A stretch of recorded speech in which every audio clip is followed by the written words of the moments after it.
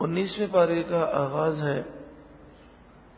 ارشاد فرمایا وَقَالَ الَّذِينَ لَا يَرْجُونَ لِقَاءَنَا، اور بولے وہ لوگ کہ جو ہم سے ملنے کی امید نہیں رکھتے، یعنی جو قیامت پر یقین نہیں رکھتے، جو کافر ہیں، انہوں نے کہا لولا انزل علینا الملائکہ، ہم پر فرشتے کیوں نہیں اتارے گئے، او نرى ربنا،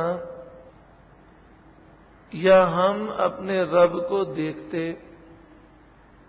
یعنی ان کافروں نے کہا کہ ہم پر فرشتے نازل ہوں یا ہم خود رب کو دیکھ لیں تو ہم اس قرآن پر یقین لائیں گے۔ لَقَدِ اسْتَكْبَرُوا فِي أَنفُسِهِمْ، انہوں نے اپنے جی میں اپنے آپ کو بہت بڑا سمجھا، یعنی فرشتے وہ دیکھ سکیں، اللہ کو دیکھ سکیں، اتنا بڑا اپنے آپ کو سمجھا ان لوگوں نے، تکبر کیا۔ وَعَتَوْا عُتُوًّا كَبِيرًا، اور وہ بڑی سرکشی پر آئے۔ یوم یرون الملائکۃ، ایک دن ایسا آئے گا ضرور کہ اس دن انہیں فرشتے نظر آئیں گے، جس دن وہ فرشتوں کو دیکھیں گے۔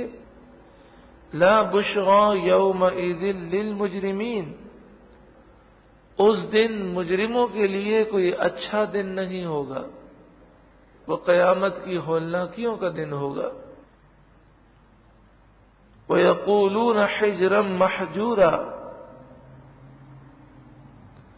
اور کہیں گے الہی ہم میں اور ان میں کوئی آڑ کر دے، رکی ہوئی۔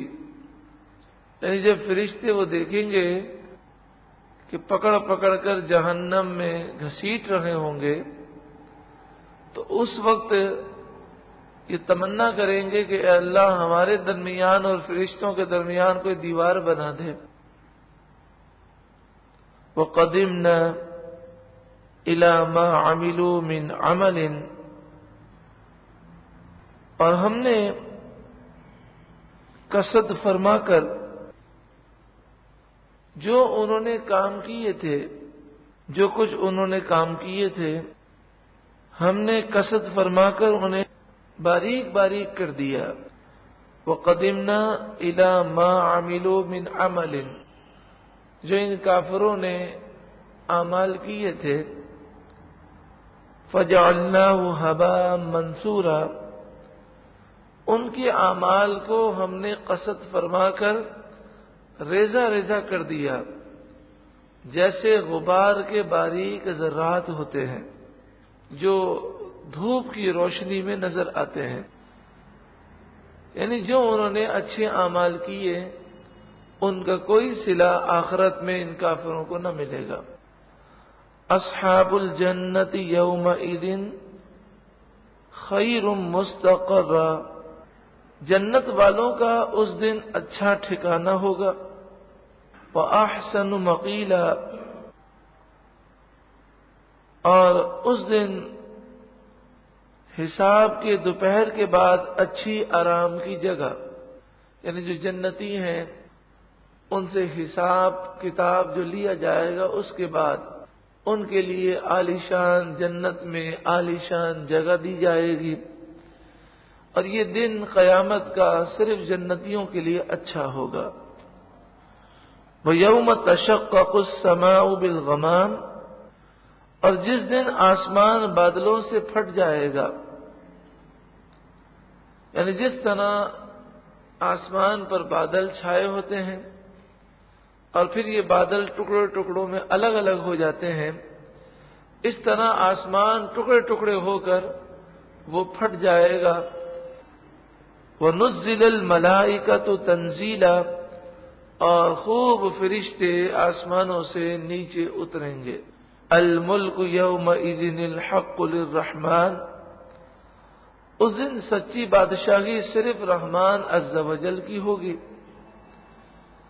وَكَانَ يَوْمًا عَلَى الْكَافِرِينَ عَسِيرًا، اور وہ دن کافروں پر بڑا سخت ہوگا۔ اس دن جو لوگ تباہ ہوں گے، ان تباہ ہونے والوں میں اکثر وہ لوگ ہوں گے کہ جو اپنی گیدرنگ، اپنے ماحول یا اپنے دوستوں کی وجہ سے تباہ ہوئے ہوں گے۔ آج بھی آپ دیکھ لیں کہ اکثر گناہ جو ہے اسی وجہ سے ہوتے ہیں، بھئی لوگ کیا کہیں گے، یا دوستوں یا گیدرنگ کی وجہ سے۔ وَيَوْمَ يَعَدُّ الظَّالِمُ عَلَى يَدَيْهِ، اور اس دن ظالم اپنا ہاتھ چبا لے گا، یعنی شرم کے مارے، افسوس کے مارے، اس قدر انہیں افسوس ہوگا کہ ظالم اپنا ہاتھ کھائے گا، یہاں تک کہ وہ کوہنیوں تک اپنے ہاتھ کو کھا جائے گا۔ یقول، وہ کہے گا، یا لیتنی اتخذت مع الرسول سبیلا، ہائے افسوس، کسی طرح میں نے رسول کے ساتھ راستہ اختیار کیا ہوتا، حضور سید عالم صلی اللہ علیہ وآلہ وسلم کے کہنے کے مطابق میں نے زندگی گزاری ہوتی۔ یا ویلتا لیتنی لم اتخذ فلانا خلیلا، جو اپنے دوست کی وجہ سے برباد ہوا ہوگا وہ کہے گا، ہائے میری بربادی، ہائے افسوس، کاش میں نے فلاں کو اپنا دوست نہ بنایا ہوتا۔ لقد اضلنی عن الذکر بعد اذ جاءنی، بے شک میرے دوست نے مجھے میرے پاس آئی ہوئی نصیحت سے بہکا دیا۔ نصیحت میرے پاس آ گئی لیکن میرے دوست نے مجھے بہکا دیا۔ ہر کوئی شخص کہ جو دوست کی وجہ سے تباہ ہوگا وہ یہ کہے گا۔ عقید جہاں صلی اللہ علیہ وآلہ وسلم نے حکم دیا کہ انسان کو چاہیے کہ وہ دیکھے کسے اپنا دوست بناتا ہے، کیونکہ آدمی اپنے دوست کے دین پر ہوتا ہے۔ ایسوں کو دوست بناؤ کہ جنہیں دیکھ کر تمہیں خدا یاد آ جائے۔ اگر تم اللہ کی یاد میں ہو تو وہ تمہاری مدد کریں، اور اگر تم غافل ہو تو وہ تمہاری غفلت کو دور کریں۔ جو لوگ اللہ کی رضا کے لیے دوستی کرتے ہیں ان کے لیے نور کے ممبر بچھائے جائیں گے، اور فرشتے ان پر رش کریں گے، اور لوگ یہ کہیں گے یہ کون ہیں، کیا انبیاء ہیں یا مرسلین ہیں؟ تو فرمایا جائے گا یہ وہ دوست ہیں کہ انہوں نے دوستی اور محبت صرف اللہ کی رضا کے لیے کی ہے۔ حدیث پاک میں ہے کہ ایک شخص اپنے گھر سے نکلا اپنے دینی دوست سے ملاقات کے لیے، تو راستے میں فرشتہ ملا انسانی شکل میں۔ اس نے کہا کہ تو کہاں جاتا ہے؟ کہا اپنے اس فلاں دوست سے ملنے۔ فرشتے نے کہا کہ تیرا اس سے کیا کام ہے؟ اس نے کہا میرا کوئی کام نہیں، میں تو صرف اللہ کی رضا کے لیے اس سے ملنے کے لیے جا رہا ہوں، میری یہ دوستی صرف اور صرف اللہ کی رضا کے لیے ہے۔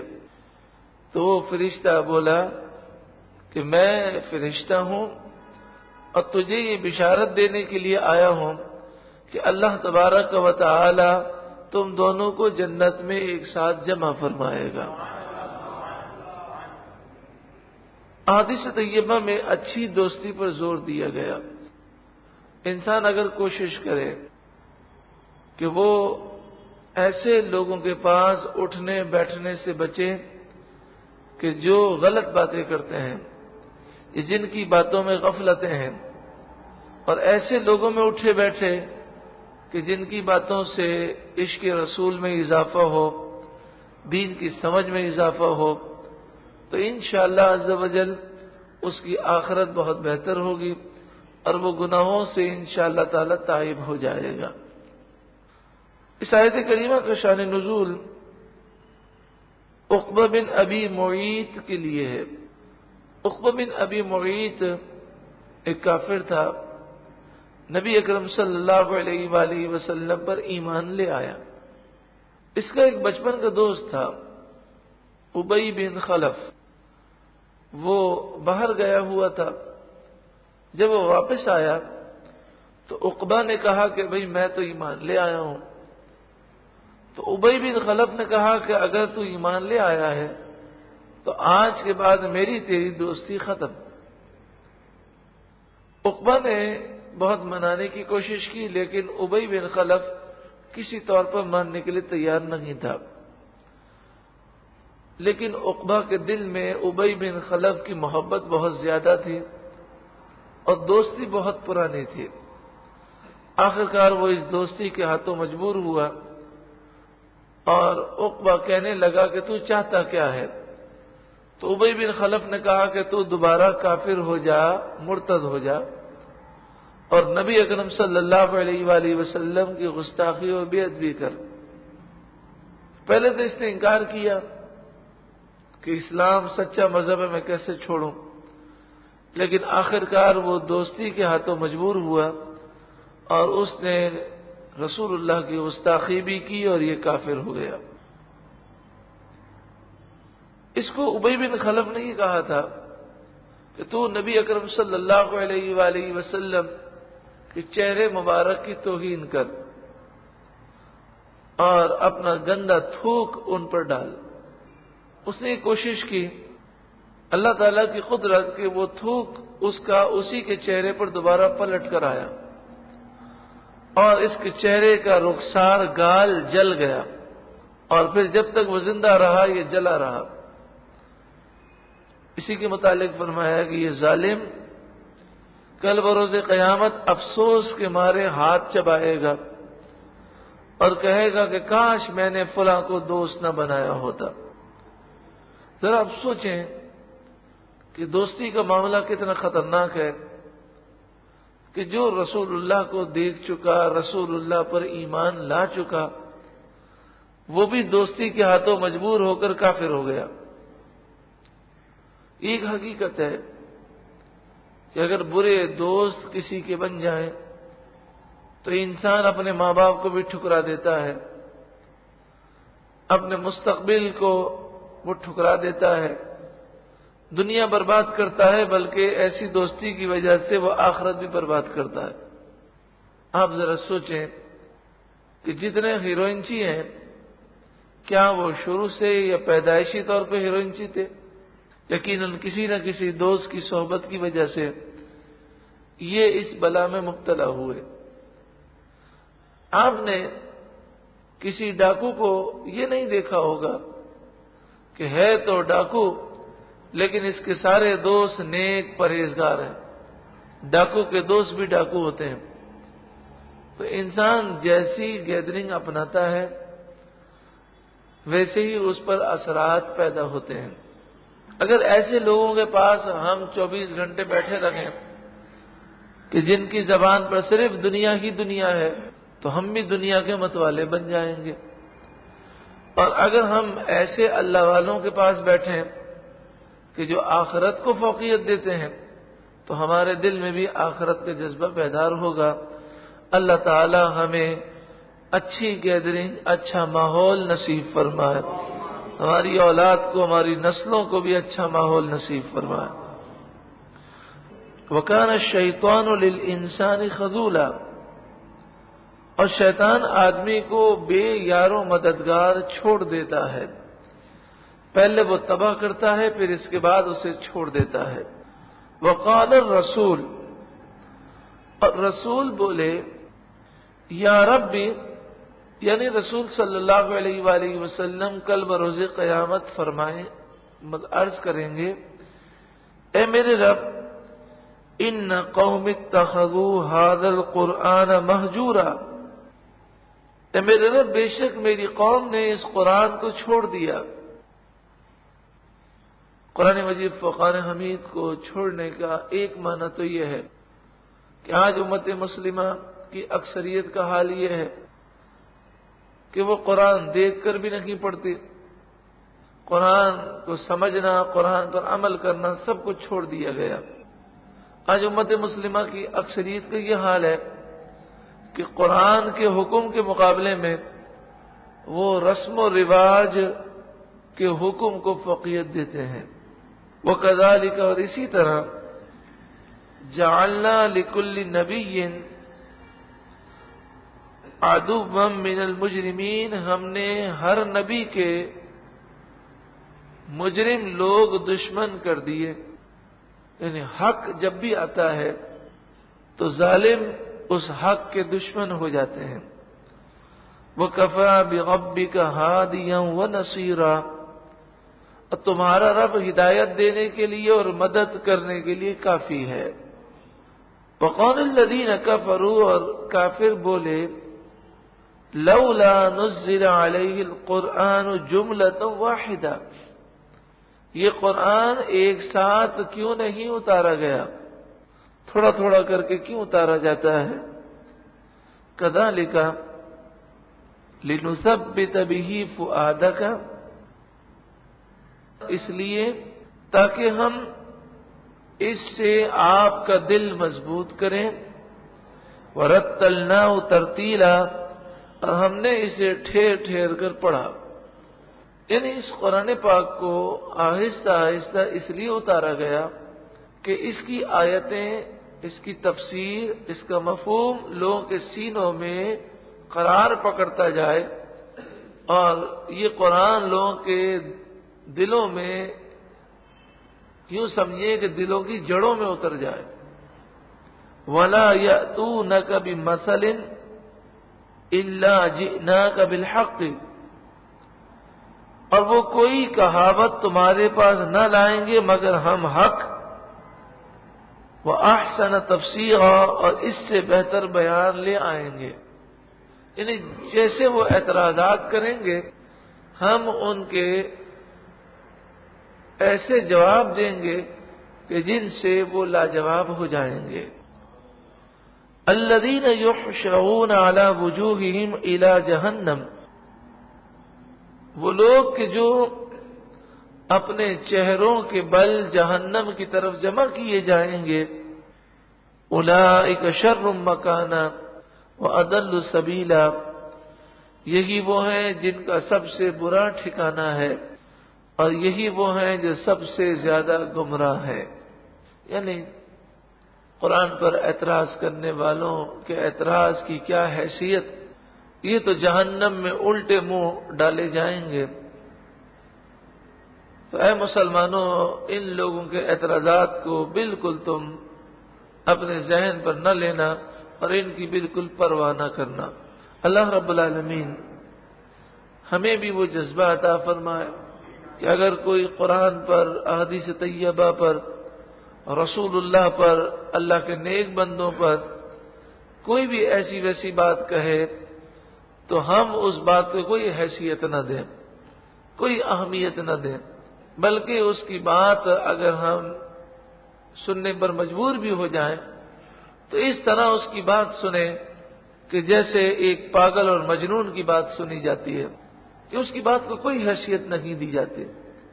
اگر آج کے مسلمان اتنے مضبوط ہو جائیں تو اعتراض کرنے والوں کے منہ خود بخود بند ہو جائیں. لیکن یہاں پر ہوتا الٹا ہے، کوئی بھی اعتراض کر دے تو لوگ اسی کے سامنے پریشان ہونا شروع کر دیتے ہیں اور ایسی پریشانی ظاہر کرتے ہیں کہ وہ خوش ہوتا ہے کہ دیکھو میں نے انہیں پریشان کر دیا.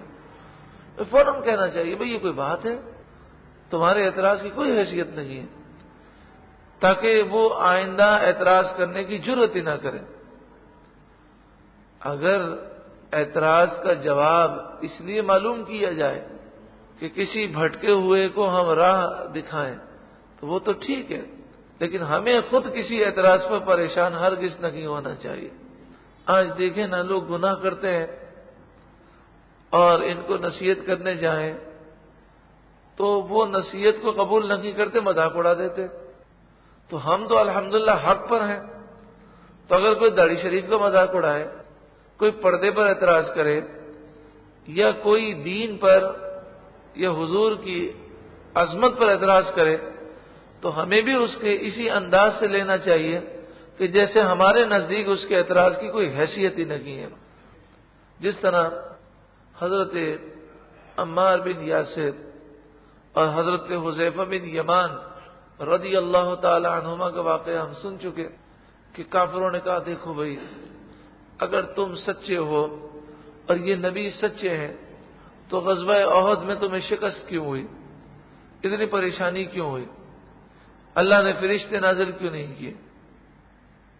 تو انہوں نے اس اعتراض کا کوئی جواب نہیں دیا، اور اس اعتراض کو تو انہوں نے کوئی حیثیت ہی نہیں دی، بلکہ کہا یہ بتاؤ تمہارے یہودی مذہب میں وعدہ خلافی کرنا کیسا ہے؟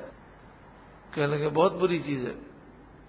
تو کہا کہ ہم نے یہ وعدہ کیا ہے کہ جب تک جان ہمارے جسم میں موجود ہے رسول اللہ سے وفاداری کریں گے۔ تو ہم تو ساری زندگی رسول اللہ کے وفادار ہیں، لہذا حضور کے بارے میں کوئی بات ہم سن ہی نہیں سکتے۔ تو یہودی لاجواب ہو گئے۔ یہی جواب ہر سنی مسلمان کو دینا چاہیے۔ اللہ رب العالمین ہمیں ایسا اسلام پر مضبوطی عطا فرمائے۔